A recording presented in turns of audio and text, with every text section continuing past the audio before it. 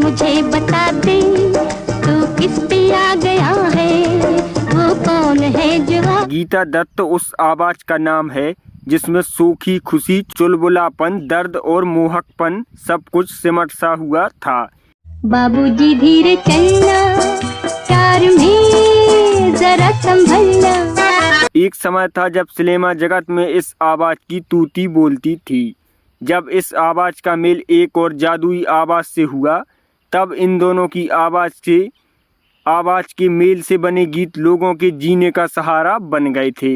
हम आपकी आँखों से नींदें ही उड़ा दे तो। गीता दत्त की आवाज के साथ जिस जादुई आवाज का मेल हुआ था, वह आवाज थी महान गायक मोहम्मद रफ़ी की। हम आपकी आँखों में इस दिल को बसा दें तो। इन दोनों के गाए गीतों ने सुनने वालों के दिलों और दिमाग पर जादू सा कर दिया था।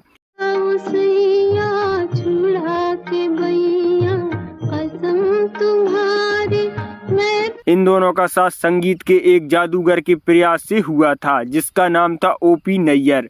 इस तिगड़ी ने एक से बढ़कर एक गीतों का तोहफा संगीत प्रेमियों को दिया था।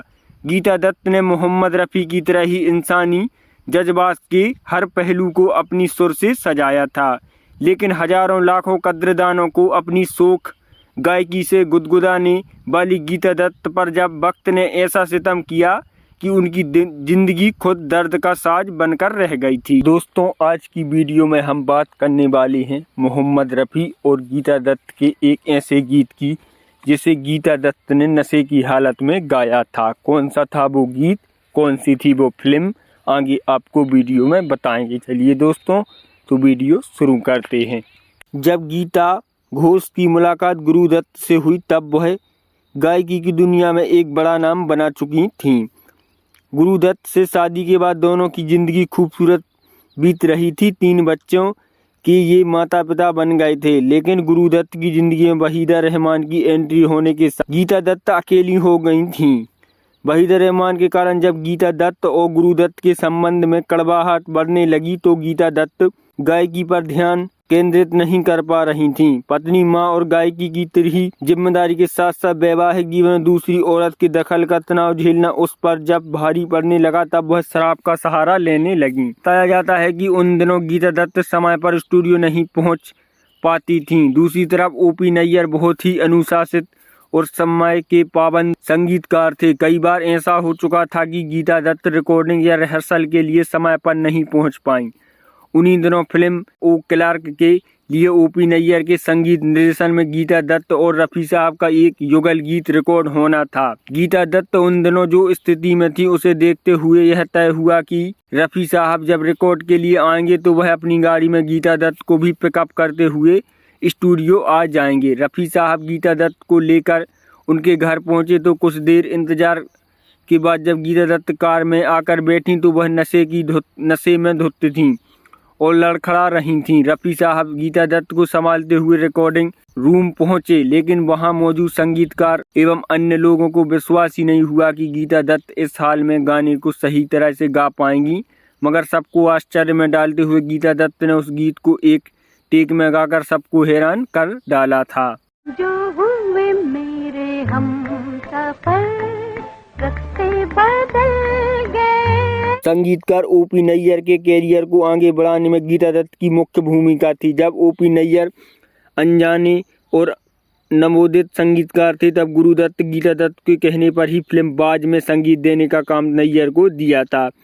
बाद में गुरु दत्त ने CID फिल्म में भी संगीत देने का काम नैयर को सौंपा था और इस फिल्म के बाद तो ओपी नैयर संगीत जगत पर छा गए थे।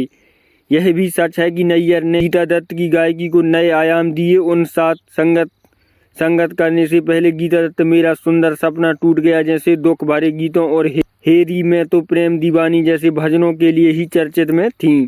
लेकिन नैयर ने गीता दत्त की गायकी को नया आयाम दिया।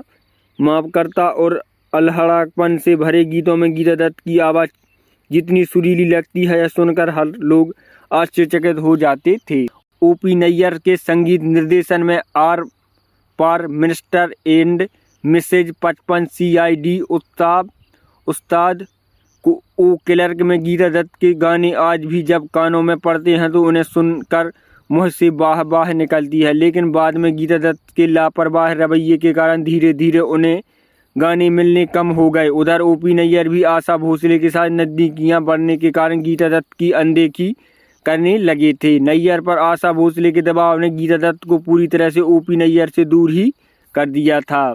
गुरुदत्त की मौत के बाद तो गीता दत्त का और भी बुरा दौर आ गया था। गुरुदत्त के जाने का गम और ऊपर बेहताशा शराब पीने के कारण गीता दत्त को फिल्म इंडस्ट्री के हाशिए पर ला खड़ा कर दिया था। अपनी मुश्किल दौर में गीता दत्त ने जब नैयर साहब को फ़ोन किया और कहा कि नैयर साहब आप मुझे भूल गए हैं, इतनी भी क्या नाराज़गी है कि आप मुझे रिकॉर्डिंग के लिए आप कभी याद नहीं करते, कभी बुलाते ही नहीं। गीता दत्त ने नैयर को कैसे सहारा दिया था यह तो उन्हें याद था, लेकिन आशा भोसले की मोहब्बत वह खामोश थे। आत्मलागिन के चलने से नैयर से कुछ कहने नहीं बना और उन्होंने चुपचाप फोन कर रिसीवर वापस रख दिया। बाद में जब ओपी नैयर का करियर ढलने लगा तब आशा भोसले उन्हें दूरी बढ़ाने लगी। आशा भोसले की बेवफाई से टूट चुके नैयर ने स्वीकार किया कि लोग प्यार में अंधे बन जाते हैं, लेकिन मैं तो प्यार में अंधा और बहरा दोनों बन गया था। ओपी नैयर को तामुक इस बात का अफसोस होता रहा कि उन्होंने गीता दत्त की समय पर मदद नहीं की। गीता दत्त का जिक्र होने पर उनकी आंखें नम हो जाती हैं और अपने को कोसने लगती। दोस्तों, वह गाना था फिल्म 12 क्लर्क का। इस फिल्म में गुरुदत्त और वहीदा रहमान ने काम किया था। इस फिल्म के गाने काफी मशहूर हैं और जो गाना गीता दत्त और रफी साहब ने गाया था वो गीत जो हुए मेरे हमसफर रास्ते बदल गए। दोस्तों, तो कैसा लगा ये गीत हमें कमेंट में जरूर बताएं।